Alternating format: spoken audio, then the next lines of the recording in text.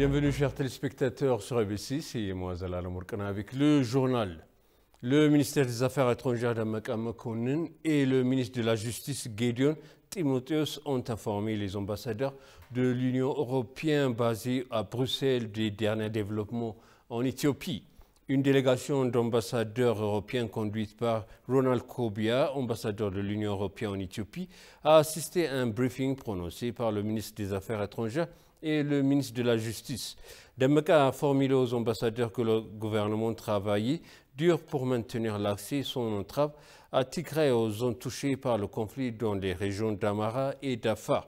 Il a également apprécié l'envoyé spécial de l'Union africaine, Olusegun Obasanjo, et le représentant spécial de l'Union européenne, Annette Weber, pour la Corne de l'Afrique, d'avoir contribué davantage leur part dans leurs efforts d'assurer une paix durable dans la région.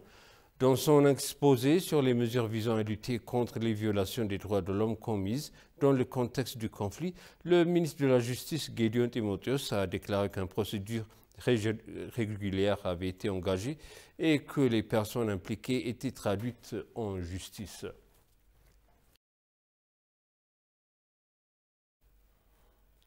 Le ministre des Affaires étrangères, Damak Amakonnen, avait reçu à son bureau le nouvel envoyé spécial des États-Unis pour la Corne de l'Afrique, Michael Hammer. L'ambassadrice Tracy Jacobson, chargée des affaires d'ambassade des États-Unis en Éthiopie, et l'ambassadeur en Éthiopie et aux États-Unis, Dr. Selashi Bakala, étaient présents lors de la discussion.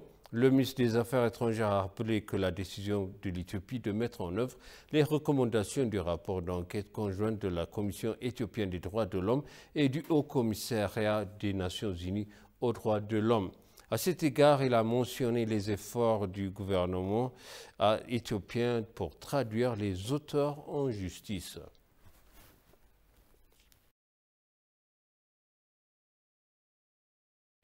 Le Parti de la Prospérité annonce qu'il a identifié les principaux problèmes du parti et nationaux qui doivent être traités avec une attention particulière.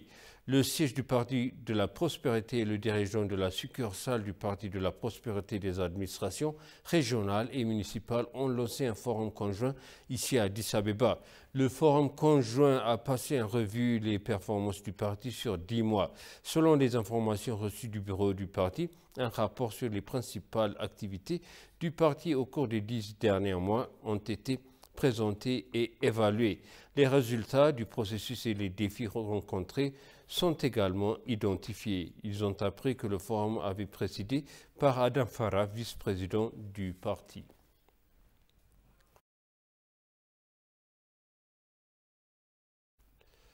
Des universitaires de l'université de Bahir Dar ont déclaré à ETV que l'opération d'application de la loi d'un mois par le gouvernement dans tout le pays est un pas dans la bonne direction pour maintenir la paix et la sécurité dans le pays. Voici le reportage de Metasiba Ouldaragay. Tagania Zargao, professeur assistant de renommée en droit à l'université de Bahir Dar, a déclaré que l'état de droit est essentiel pour assurer l'unité démocratique. Selon lui, appliquer la loi et la respecter ne sont pas seulement la responsabilité et l'obligation du gouvernement, mais devrait également être le rôle de la communauté en général. Si un gouvernement ne parvient pas à appliquer la loi en conséquence dans tout le pays, le processus de réforme du pays échouera complètement, selon le juriste.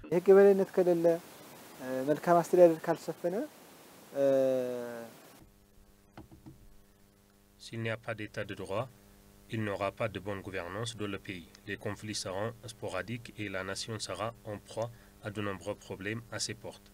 En conséquence, le gouvernement ne serait pas en mesure d'assurer le développement économique prévu à travers le pays. Ce sont donc des questions fondamentales. L'opération de maintien de l'ordre en cours est arrivée au bon moment.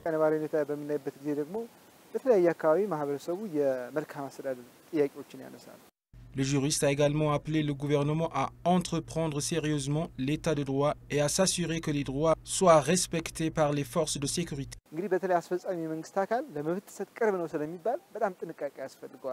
Les forces de l'ordre doivent prendre des précautions lorsqu'elles arrêtent des suspects et les interrogent.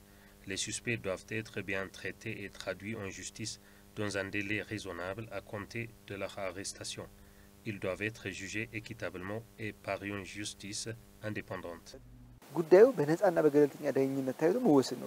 De la même manière, Yayo Gannet, instructeur en sciences politiques et professeur adjoint à l'université, a souligné son point de vue selon lequel le fait de ne pas garantir l'état de droit dans un pays pourrait être la cause d'un état en faillite.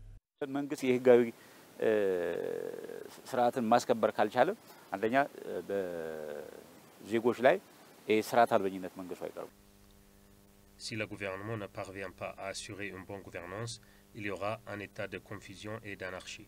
De plus, les réformes radicales viendront s'effondrer.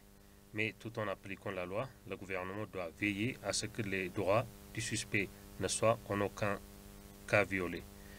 Les forces de l'ordre doivent s'appuyer sur des preuves factuelles et rester impartiales, quoi qu'il arrive.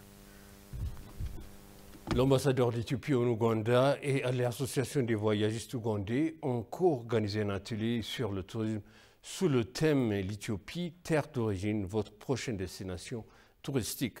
Dans son allocution d'ouverture, l'ambassadeur d'Éthiopie, Alam Tsahay Messarat, a relaté que l'atelier visait à présenter des destinations touristiques éthiopiennes aux voyagistes ougandais et à renforcer la coopération dans le secteur. La représentante du bureau de la tourisme d'Ouganda, Yognesh John, a appelé à promouvoir la tourisme interafricain et a exhorté les voyagistes ougandais à découvrir l'Éthiopie et vice-versa. Elle a en outre ajouté qu'il est un grand temps d'exploiter l'immense potentiel touristique de l'Afrique.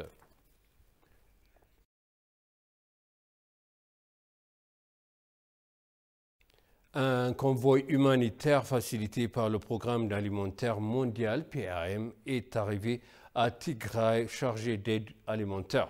Selon le PAM, l'aide humanitaire plus large et variée en son genre doit être distribuée à 800 000 personnes dans le besoin dans la région.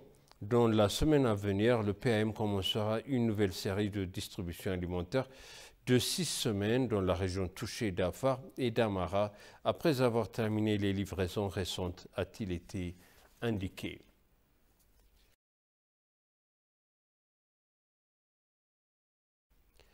Le ministère de Revenus a annoncé qu'il avait réussi à percevoir un revenu de 26,9 milliards de birr au cours du mois de mai seul. Le ministère de Revenus, l'ACALO, a noté que les revenus ont augmenté de 8,9 milliards de birr ou 28,4% par rapport à la même période de l'exercice précédent. Selon le ministère, des recettes totales du PIR perçues au cours des 11 derniers mois s'élèvent à 309 milliards de birr. Les recettes de cette année ont augmenté de manière distinguée, 50,3 milliards de birr par rapport à ce qui avait été collecté l'année dernière. Et pour conclure, le journal, une aciérie d'une capacité de fusion de 450 tonnes de fer a été inaugurée dans la ville de Dukam, dans l'état d'Oromia.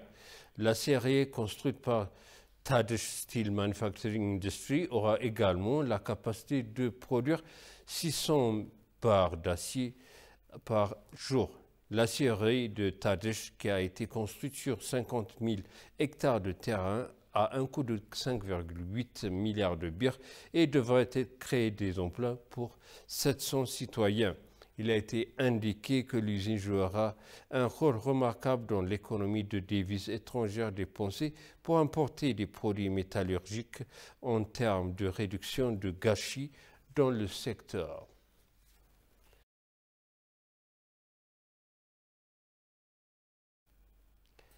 Et maintenant, je répète les titres principaux. Les étudiants ont mis en garde que les droits du suspect ne doivent pas être violés pendant les opérations d'application de la loi.